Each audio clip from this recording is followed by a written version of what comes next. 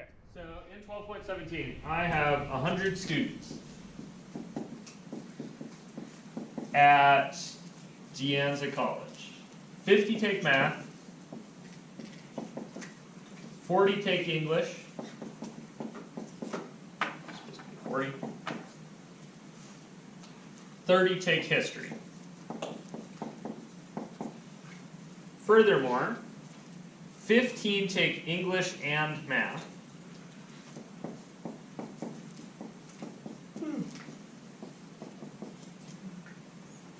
Ten take English and history.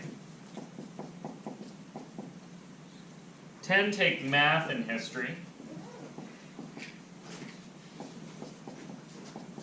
And 5 take all three.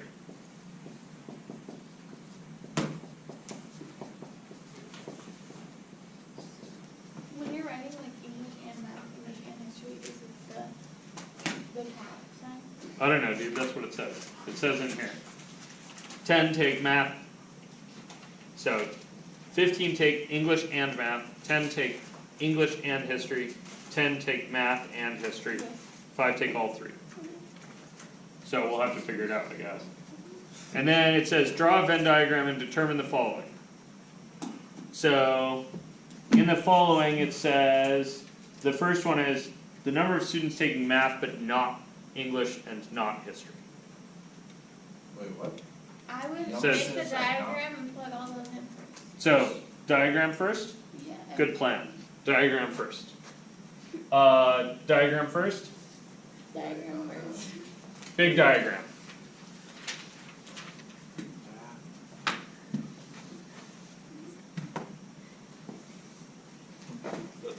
Big diagram.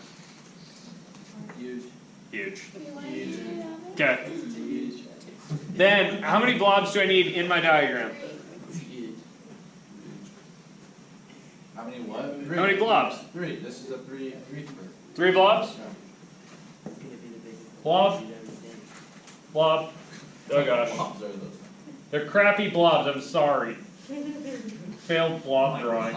Dude, our teacher last year had been doing it for like, I don't even know how many years he's taught it, and he says that he can draw perfect circles.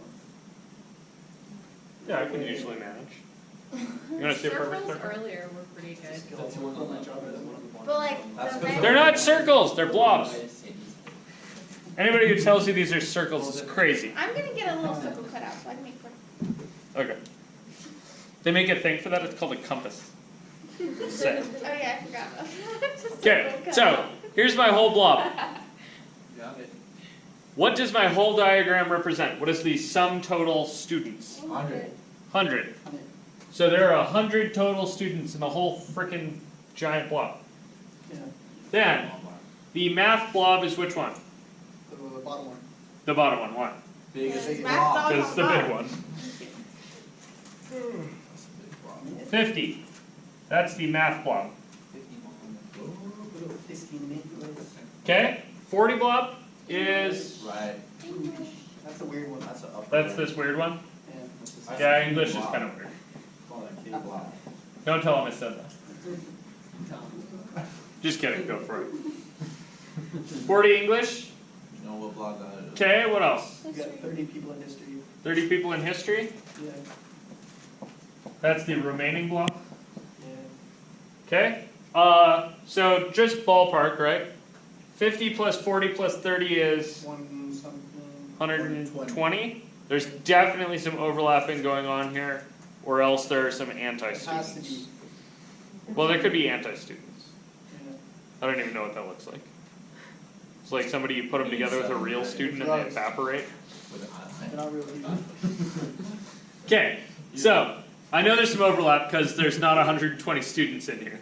So where's my overlap? Oh, it's Right gonna be in the there. middle. Okay, when you're doing overlap numbers, Jocelyn, do you have a strategy? Huh? Do you have a place you start for overlappings? No, but I always put the middle number first. No, I don't have a place where I start, Well, but yeah, I always I put guess- the middle number first. Like I always use the 5, so I put that in the Yeah, middle. so if you have the middle number available, use that thing first. It'll make your life a lot easier. So there are 5 students where? And then middle. An in the middle blob. So I can label that blob right now. And then I would just go to the English and math, and then I'd subtract 5. Okay, so you go to the English and math, so that's over here, Well, just right? 'cause That's that these one's- two. Just because that one's first. Yeah, that's fine. So you know that the total intersection between the English and math, right, which is this little I shape right here, It's 15. is 15, and you used 5 of it there, so this portion is And 10. And then I would go Now to how about history and English? 10, so 5. So the whole thing's 10, so the part that's outside the triple is 5. You guys all with where I'm getting this? No. this is easier. No? Oh, okay, Wait, so you, I missed you this. subtract the middle from. Okay, so I looked at the English and history students, right? Okay, So that's where the English blob hits the history blob. yeah, So that's this thing. alright, And I know the bottom part that hits the math blob is 5. right, So the leftovers must be 10 minus 5. gotcha. So then this guy is the overlap between, That's a 5. That's a 5. yeah, that's math and history's overlap. And there's 10 students in there. And 5 of them are in the triple, so 5 are left for this guy. Okay. Now, and this is the part that Jocelyn probably really enjoys. You get to chase some numbers around, right? Yeah. So, Oh, out here, I have 50 total math students, right? okay. 5 of them are here, 5 of them are there, 10 of them are here, for a total of 30. 20. 20 accounted for, so there's 30 left. So that means this is 30. Yes. Got it. You guys with me? Mhm. Okay. So 40 English students, how many you got accounted for already? 20 leaves you 20. 20. 15 history students accounted for already, So 15 left. so there's 15 left. I like this. Okay. Then this is the hard part. Well, not really the hard part, but How much? it's kind of the hard part. How many people aren't taking any? How many people are out here not taking anything? So I'm all up. Yeah. Yeah, you got to add all that stuff up, right?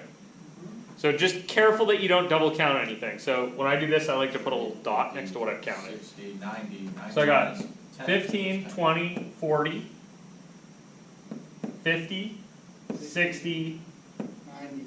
90 means 10. 10 ain't doing shit. So there's 10 students that aren't doing anything. And if you're not taking English, math, or history, I don't know. Maybe you're taking lots of biology because you're almost done with biology degree. Maybe. You should never take English, math, Take a and computer history in the class. same semester. Why? Because it's super hard. Waste time. I did all. I'm taking all those right now. Yeah. I am too. Actually, I take that back. Actually, yeah, you should take this all But anyway. I'm not gonna, it is hard. I'm doing political science. Yeah, so maybe the 10, English, oh, that's one good. day. I got the 10 fire guys in red here, right? That's what made me think of it. They don't, yeah, they don't take English, math, or history because they do fire all the time. That's all I do. Right? Sometimes I actually have had a bunch of them in math class. They take speech class, I know that. Yes, they do. Yes, they do. And they should, because they have to give briefings. And if you screw up briefings, everything goes to hell. Is this still in recording? Yes. Okay, so, what were the questions they asked me for? They asked me the number of students taking math but not the other 2 subjects. Only math. You just gotta find it on the picture. 30. 30. 30. Got it. There are 30 students taking math but not history or English. Wow. The number of students taking math or English but not history. So Math or English is not history? math or, this is part B, math or English, not history. So, Not hand over. 60. So I'm like, alright, math or English but not history. 60? 60. So if I was to color that little blob, I think I'd go for this, right? I'd be like, okay, math, oops, not history, so I have to avoid that one. Yeah. Do I go in there? No. No, because that's still in the history blob. math, right? I'm still in math. Keep going up. And then, okay, or English. English is okay. Look Right, right. Right, Why don't I go out here? Can't go up there. all right, Because I need him to be taking English, all right? right. Keep going down. Down, Hit a left, yeah. All right. Right, so I'm looking at just these students. Got it. How many students are there? 6. 60. Oh, can't see that at all. 60. Cool. Alright, and part C, number of students taking none of these subjects. 10. 10. Got it. firefighters, it's 10 of them. Fire. Cool. Questions, things? So what's the hard part of these problems? Screwing up the numbers. Yeah, basically arithmetic issues usually. Sometimes interpreting the wording of what they're saying gets a little bit wishy-washy. Organization. And yeah, having a big enough picture to have everything drawn in there nicely is another big hang-up. So when you're drawing Venn diagrams, an appropriate size for a Venn diagram is about like yay, if you're writing in pencil. Okay. Don't make them this big. If they're an inch square, you can't see what the heck's going on in there. If it feels like you're screwed up and you're not able to sort it out, make it bigger. It actually helps a lot. As stupid as that is. Bigger. Any questions on this? Okay.